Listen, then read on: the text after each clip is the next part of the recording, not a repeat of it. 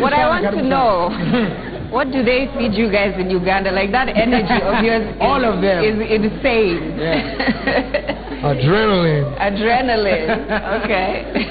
All right, so first of all, apart from, we're going to talk about your music in a bit, but you look a little bit familiar. So maybe tell us about your family. Are you related to somebody we know?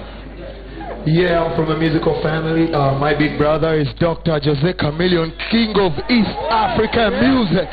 Also radio and Weasel, big up on yourself. Okay, so at least that is clear. That's an honor. Yeah, we see. know. Yeah, we see the energy and the music as well. Yeah. Yeah. So maybe you can tell us a little bit about your musical journey. You said you come from a musical family, but when did it all begin for you? For the last I can remember, our family has always been a part of music. I don't even remember when I really got into music, but professionally I recorded my first song when I was 12. And yeah, that's when Chameleone came back from Nairobi. He brought back a studio and I recorded my first song, and I had my first song at the age of 13, and that's when it started really for me, kicked off like that. Yeah. Wow, awesome. Then later on I rebranded to Pallaso. I used to call myself Lizard. I rebranded to Pallaso, and that's yeah, Chameleone, Weasel, Lizard. But now you have Pallaso. Lizard is gone now. All of what is why Palasso? What is there a special meaning to the name? Yeah, I used to live in America, and I used to live with a lot of Latina people, like the Hispanics. And payaso is like a word that means joke.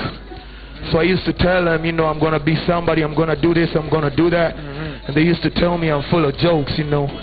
But I wanted to rediscover myself, go back from scratch to discover who I am. And later on I became a serious joke, you know. A serious joke.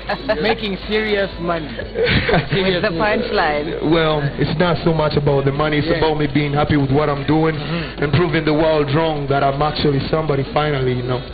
Do you feel pressure to live up to what your brother has achieved in his very illustrious career?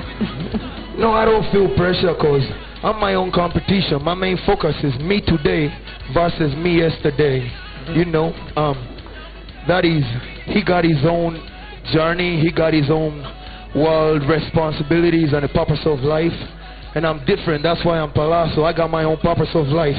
Whether I live to be greater than Chameleone, whether I don't live to be greater than Chameleone, what really matters is I live to be greater than the Palasso yesterday, you know. Yeah.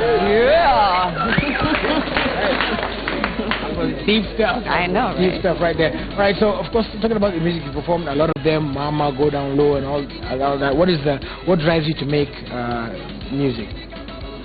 See, I don't write my music, I just get in studio and whatever vibe the producer got is what I run with. So like, it's all a different experience. I have very sad songs, I have party songs, I have love songs. So it's all up to the vibe, you know. Depends on the way I'm feeling. Like, I got in the studio, I'm thinking about my mother. The next biggest hit I recorded was Mama. I got back from America, I'm hanging out with Sheba. She got a booty all over the place, looking at her like, hey, hey, hey. We got in the studio, then the song I recorded was Go Down Low. You're so honest. It's I know. What type of projects are you working on for the rest of this year? For the rest of this year, Pallaso has only been around for 3 years now. And I've already had 2 concerts in Uganda. But this year I have the biggest concert of my career at Chadondo Rugby Ground. And this is a venue that has been only headlined by international acts. And I'm one of the first Ugandan solo acts to actually headline this venue. Because this is the venue that could pack up to 30,000 people.